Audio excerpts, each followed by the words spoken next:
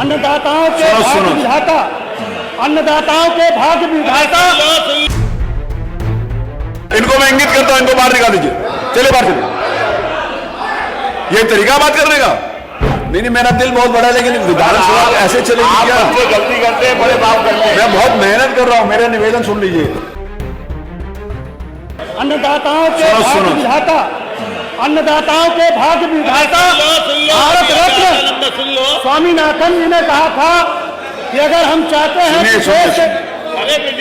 सुन लीजिए, अरे सुनो, मैं मेरे से बात करो, मेरे से बात, आप मुझसे बात करिए, डायरेक्ट नहीं।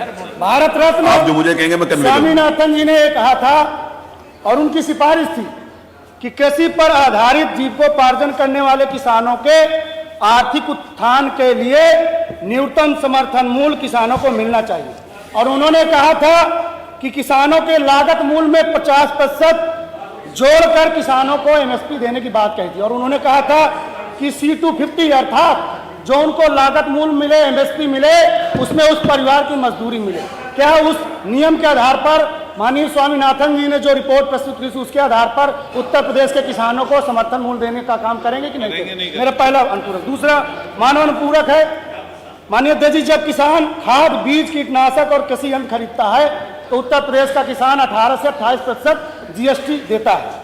तो मेरा जो दूसरा अनुपूरक है कि क्या जो किसानों का समर्थन मूल्य आप देंगे, उनकी जो फसलों को खरीदेंगे उसमें 18 से 28% GST जो खाद पर, अन्य उपकरणों पर देता है, क्या उसको जोड़कर आप समर्थन मूल्य देने का काम करेंगे कि नहीं करेंगे? और तीसरा मेरा जो अनुपूरक मानवर, 2 अलाउड है, 3 DAP और यूरिया की फिर से किल्लत आने वाली है।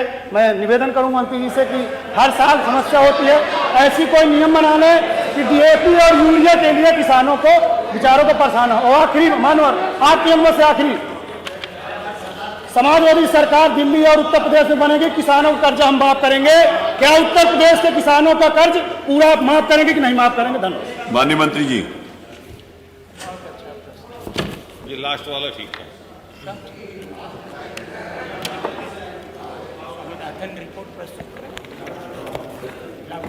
माननीय अध्यक्ष जी, संविधान की तो ये जो जिस तरीके से जय करते हैं ये लोग, ये आपको मालूम ही है। इन लोगों ने आज उनके साथ बैठे हुए हैं,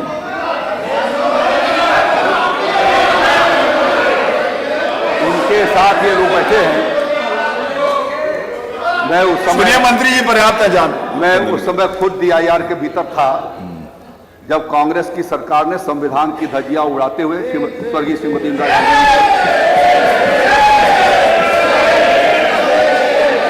अरे नहीं, अरे आप से निकाल दिया मोना जी, ये अनुचित है। ये प्रकरण और संदर्भ दोनों से बाहर है। ये प्रकरण और संदर्भ से बाहर है। सवाल का जवाब दो। अगर धज्जियां उड़ाने की बात आएगी मान्यवर, तो बहुत सारे प्रकरण को। मोना जी मेरी बात सुनिए, ये इशू नहीं, मेरा निवेदन सुन लीजिए। शुरुआत ही वहां से करी ना, शुरुआत ही जय संविधान से करी। तो जब संविधान से शुरुआत करी, इस प्रश्न में तो कोई संविधान का विषय था नहीं, इस प्रश्न में तो कोई संविधान का विषय था नहीं। इसको निकाल दे कार्रवाई से। मैं आपसे अनुरोध करती हूँ। देखिए, इसमें मंत्री जी अगर कहेंगे कि उनको निकाला जाए तो निकालेंगे, नहीं तो नहीं निकालेंगे, क्योंकि कोई ऐसा उत्तर उन्होंने नहीं दिया। उन्होंने शुरुआत ही संविधान को लेकर करी, यदि अनिल कहा कि संविधान को मानते नहीं है।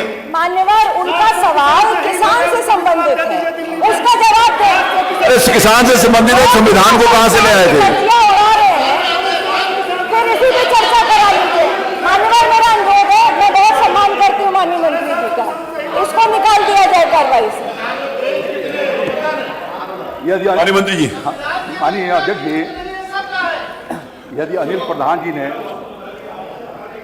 संविधान के बारे में नारा लगाया होता तो शायद मुझे अभी बोलने का अवसर नहीं था। लेकिन मैं ये चीज साफ करना चाहता हूं कि 1975 में मैं काशी हिंदू विश्वविद्यालय का छात्र था। जी हाँ, ये ऐसे बोल दिए ना, इस तरीके से बोल दिए। उस समय की सरकार ने, उनके दबाव में हमें वाइस चांसलर ने काशी हिंदू विश्वविद्यालय से रेस्ट्रिकेट कर दिया था फॉर एवर के लिए। स्वर्गीय मुलायम सिंह जी उस समय विपक्ष की नेता की भूमिका में थे और मेरे चाचा स्वर्गीय रविंद्र किशोर शाही जी के साथ 1977 में मंत्री भी रहे। वो सहकारिता मंत्री थे, मेरे चाचा जी ऊर्जा मंत्री थे। लेकिन 77 के पहले इसी कांग्रेस पार्टी की सरकार ने, जिसके साथ ये इंडी गठबंधन करके आज खड़े हैं, उन्हीं लोगों ने उनको जेल में भेजा था। और मुझे दुख है कि आप वहां पर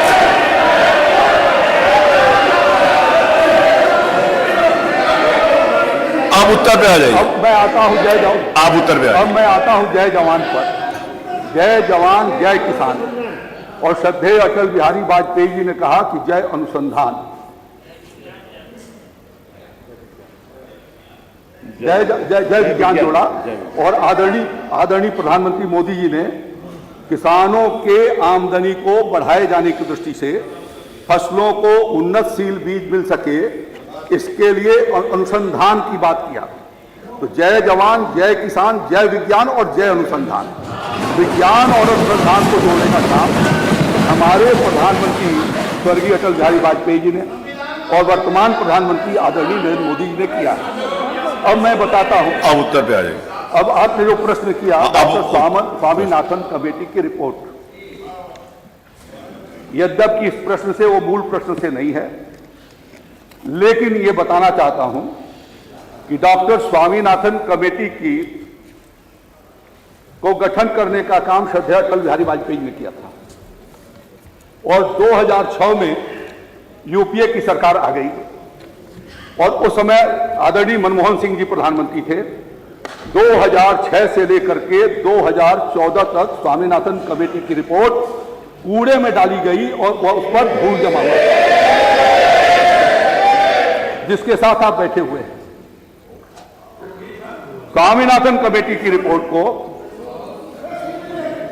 उसमें से 90% तक यदि किसी ने पूरा किया है तो आदरणीय प्रधानमंत्री नरेंद्र मोदी की सरकार है। और इसी के कारण मैं दोहराना भी चाहता हूं, आपके सामने उसके तथ्य भी रखना चाहता हूं।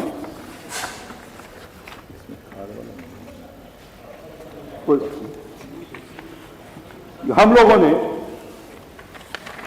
जो प्रयास किया, जब आदरणीय प्रधानमंत्री नरेंद्र मोदी सरकार में आए थे और उसके पहले जो यूपीए की सरकार थी, यूपीए की सरकार में एमएसपी धान की थी 1310 रुपए 2013-14 में और गेहूं की एमएसपी थी 1400 रुपए।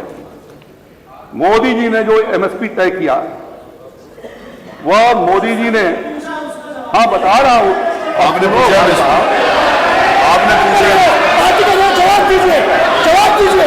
ऐसे नहीं, ये तरीका ठीक नहीं है। ए श्रीमान अनिल कुमार है जी, नहीं, आपको मैं बाहर निकाल दूंगा, मैं आपको बाहर निकाल नहीं, मैं आपको बाहर निकाल, मैं इनको इंगित करता हूं, बाहर निकाल,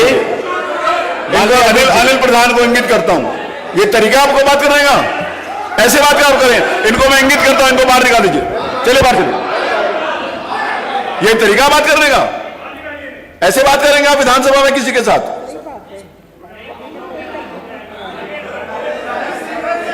ये कोई तरीका है? इसको कौन जस्टिफाई करेगा आप लोगों में से? ये कोई तरीका है? नहीं, कौन सी ऐसी बात कह रही है जो गैर संवैधानिक थी? और अब आपने देखा हमको कैसे बात कर रहे थे? मैं आपको दिखाऊं? नहीं, जब माने अब सवाल बात सुनिए, मेरा आपसे निवेदन है, मैं मेरा विनम्र निवेदन है, ये आप उनके पीछे जितने लोग बैठे हुए हैं उनमें से किसी एक आदमी को खड़ा होकर कह दें कि ये कोई तरीका था, ठीक था, तो मैं मान लूंगा। आप आगे बैठे हुए, आपको नहीं मालूम है तो निकाल दीजिए। नहीं, ये कोई तरीका था? आप ऐसे बात करेंगे किसी के साथ, मंत्री के साथ? नहीं, विषय ये नहीं है। आपने माननीय महबूब जी, आप गलत को जस्टिफाई नहीं करिए, मेरा आपसे निवेदन है। आप आगे बैठे हुए थे, उन माननीय सदस्य के पीछे जितने भी सदस्य बैठे थे, कोई एक आदमी उसको जस्टिफाई कर दे कि जिस तरीके से वो बात कर रहे थे, कोई एक आदमी जस्टिफाई कर दे। आप भी आगे बैठे थे, कोई एक आदमी जस्टिफाई कर दे, आपके बीच में से जस्टिफाई कर दे तो मैं इसको मान लूंगा। कोई तरीका बात करने का ना, मैं इसको अलाउ नहीं करूंगा। कि विधानसभा अच्छी तरीके से चलेगी, गलत तरीके से नहीं चलेगी। आ जाओ मनीष होगा, ये कोई तरीका नहीं है।